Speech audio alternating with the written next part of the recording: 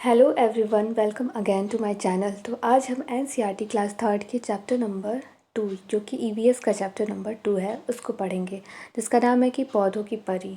अब रविवार का दिन था, सभी बच्चों जो थे वो बगीचे में गए थे। तो हम इम्पॉर्टेंट पॉइंट्स पे ज़्यादा इसके ध्यान देंगे और वैसे हम इस चैप्टर को पूरा पढ़ेंगे। तो चलिए देखते हैं कि रविवार को हम सब बच्चे पास के बगीचे में गए। वहाँ सब ने छुपन छुपाई और अंताक्षरी खेली। बहुत मज़ा आया। फिर दीदी ने कहा, आओ मैं तुम्हें एक नया खेल सिखाती हूँ। हमने पिछले कैंप में इससे खेला था। मैं बन जाती हूँ पौधों की परी। पौधों की परी जिस चीज़ का नाम लेगी तुम्हें उसे छूना होगा। यानी दीदी जो हैं वो पौधों की परी बन जाएंगी और वो जिस चीज़ का नाम लेगी उसे बच्चों को छूना होगा। दीदी ने खेल शुरू किया। वह बोली, पौधों की परी कहती है किसी पौधे को छू लो। इतना सुनते ही सब बच्चे पौधे को छूने भागे। फिर क्या हुआ? अम्मू क्यारी में लगे गेंद के पौधे को पकड़कर बैठ गई। जो अम्मू है वो क्यारी में लगे गेंद के पौधे को पकड़कर बैठ गई है। शबनम ने चमेली के बेल को छू लिया। शबनम ने किसको छू लिया? चमेली के बेल को। तो जो गेंद का पौधा है वो किस पर निकलता है? क्यारी पर। शबनम ने जिस चीज़ को छुआ यानी बेल, चमेली के बेल को, तो चमेली जो है वो किस पे निकलती है? बेल पर। उसके बाद क्या है? माइकल ने मेहंदी की झाड़ी को छू लिया। जो माइकल है वो मेहंदी की झाड़ी को छू लिया। तो इससे क्या पता चलता है कि जो मेहंदी है वो झाड़ियों के रूप में निकलती है। दयाराम ने नीम के पेड़ को पकड़कर, दयाराम जो था वो नीम के पेड़ को पकड़कर खड़ा हो गया। इससे क्या पता चलता है? जो नीम है वो पेड़ों पर उगता है। उसके बाद क्या है कि बच्चों से इस बारे में बातचीत की जा सकती है कि उनके यहाँ छुपन छुपाई, अंताक्षरी आदि खेलों को किस नाम से पुकारा जाता है। तो बच्चों से ये प्रश्न किया जा सकता है कि उनके यहाँ छुपन छुपाई या अंताक्षरी को और किस नामों से पुकारा जाता है। उसके बाद क्या है कि दीदी बोली, अरे वाह, सबने एक एक पौधे को छू लिया। ज़रा देखो तो सबके पौधे कितने अलग अलग हैं। तो यहाँ पर बच्चों को पौधों में जो विविधता है उसके बारे में पता चलेगा। इसके पहले हम लोगों ने जो चैप्टर पढ़ा था, डाल डाल पर ताल ताल पर, पहला चैप्टर था जो थर्ड का ईवीएस का। तो उसमें जो था वो पशु पक्षियों में विविधता, बच्चों को पशु पक्षियों में डिफ्रेंशिएशन करने के बारे में बताया गया था। और सभी पशु पक्षी और कीड़े मकोड़े सबको एक ही नाम दिया गया था, जो जानवर का नाम।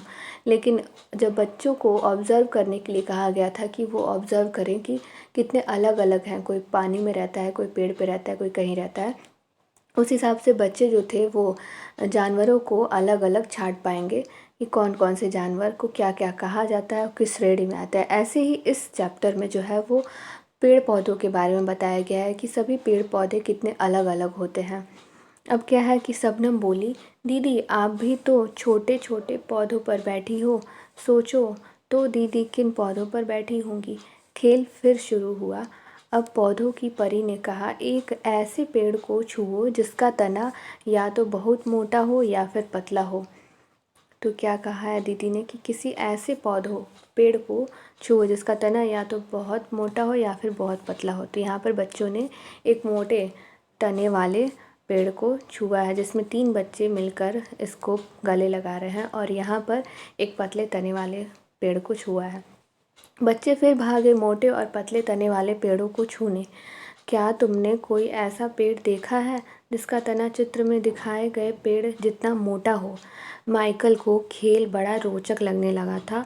खेल में परी बनकर वह सब बच्चों पर अपना हुक्म जो चला सकता था। वह बोला, अब मैं बनूंगा पौधों की परी, पर मैं परी चलो बन जाता हूँ। सब हंसे और करने लगे परी के आदेश का इंतज़ार। जो माइकल था वो क्या बन गया है? परी बन गया है। अब माइकल आदेश देगा। माइकल बोला, सब बच्चे जल्दी से मुझे कुछ पत्ते लाकर दो। दीदी ने कहा, लेकिन ध्यान रहे तोड़ कर नहीं। सब दौड़ पड़े और जो पत्ते नीचे पड़े मिले थे उन्हें उठा लिया। अब यहाँ पर दिया है कि दीदी ने क्या कहा है कि तोड़ कर नहीं लाना है पत्तों को, यानी कि पेड़ पौधों को हमें कष्ट नहीं पहुँचाना है। बच्चों को ये बताना होगा कि पेड़ पौधों के पर लगे हुए जो उनके पत्ते हैं या फूल हैं उनको नहीं तोड़ना है, जो गिरे हुए हैं उसे ही हमें उठाना है। यहाँ कुछ दिया है कि अध्यापकों के लिए कि बच्चे यह खेल खुद खेलकर पेड़ पौधों में पाई जाने वाली विविधता को देखकर महसूस कर पाएंगे। अलग अलग बच्चे यदि पौधों की परी बनेंगे तो अच्छा होगा, क्योंकि वे खुद वर्गीकरण का आधार चुनेंगे। यानी कि अलग अलग बच्चे जब पौधे की परी बनेंगे तो वो खुद ही वर्गीकरण का आधार चुनेंगे। जैसे दीदी ने पहले क्या बताया था कि तने के बारे में बताया था, फिर माइकल ने क्या कहा कि तुम पत्ते ला कर दो। अब जब ये कोई मोटा तना, कोई पतला तना, कोई छोटा पौधा, कोई बड़ा पौधा, किसी का पत्ता गोल है तो किसी का पत्ता कांटेदार है या फिर तिरछा है या फिर लंबा है, इस आधार पर बच्चे अलग अलग विविधता कर पाएंगे। इसके बाद क्या है कि क्या सभी पत्तों का रंग, आकार और किनारे एक जैसे हैं? तो यहाँ पर दिया गया है अलग अलग पत्तों के बारे में। तो ये क्या एक जैसे हैं? नहीं, सब अलग अलग हैं। इसके बाद देखो, दयाराम ने कहा, मुझे तो पता ही नहीं था कि पत्ते इतनी तरह के होते हैं। देखो, कोई गोल है, कोई लंबा, कोई तिकोना। अम्मू बोली, इन सबके रंग भी कितने अलग अलग हैं। कोई हल्का हरा तो कोई गाढ़ा हरा, कोई तो पीला, लाल, बैंगनी है। एक पत्ता है तो हरा पर उसमें सफ़ेद धब्बे हैं। शबनम बोली, देखो पत्तों के किनारे भी तो कितने अलग अलग हैं। किसी पत्ती का किनारा सीधा है तो किसी का कटा फटा, कुछ के किनारे तो आरी की तरह हैं। अब मैं बनूंगी पौधों की परी। अम्मू शबनम इकट्ठे बोले अम्मू और शबनम ने इकट्ठे बोला, मैं बनूंगी पौधों की परी। दीदी ने कहा, अगले इतवार को बनना। अब घर जाने का समय हो गया है। रास्ते में दीदी ने सब बच्चों को एक कविता सुनाई।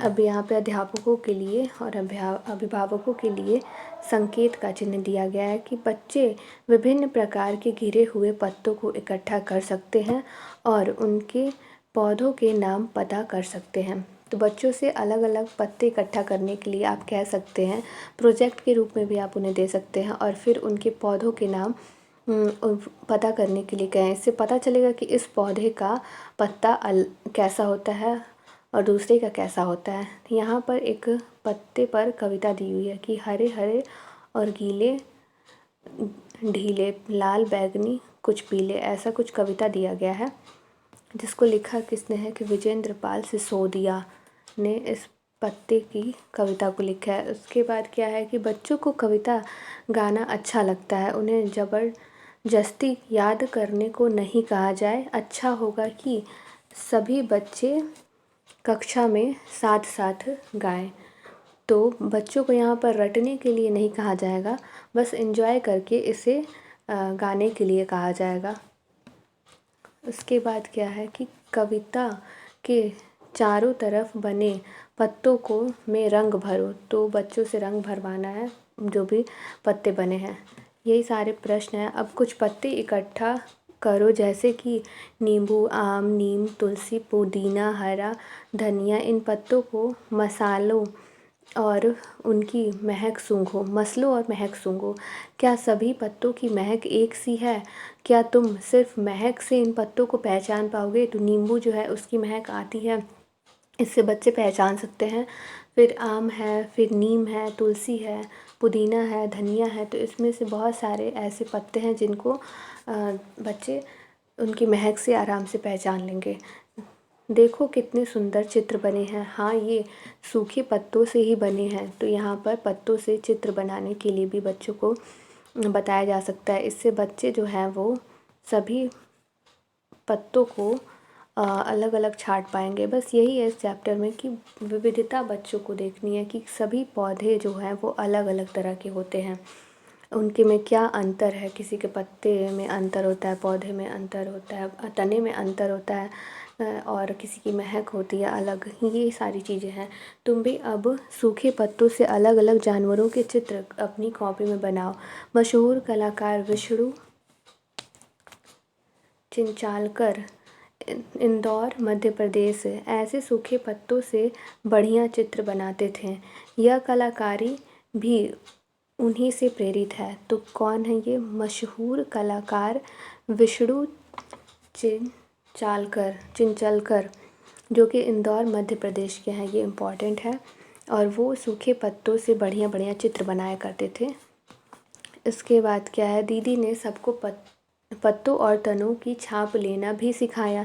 देखो कैसे? एक कागज़ और मोमी रंग का या पेंसिल लो और पत्ते को मेज या ज़मीन पर रखो। ध्यान रहे जिस तरफ पत्ते की नसें उभर रही हों उसे ऊपर की तरफ रखना। कागज़ को पत्ते पर रखो। अब हल्के हाथ से कागज़ पर मोम रंग या पेंसिल से फेरो। पत्ते और कागज़ को हिलाना नहीं है। तो ऐसे करके बच्चे जो है वो छाप ले सकते हैं जो भी पत्ता है उसका। जैसे कि हम लोग पहले छोटे थे तो या फिर अभी भी बच्चे करते हैं, सिक्के की नकली सिक्का बनाते हैं, वो कागज़ पर उनका छाप लेते हैं। वैसे ही पत्तों से ये पत्ते भी बना सकते हैं। इसके लिए कागज़ को पकड़ो और तने पर रखो। अब ये तने के लिए भी ये चीज़ें दी गई हैं कि कैसे ये बच्ची तने का छाप ले रही है।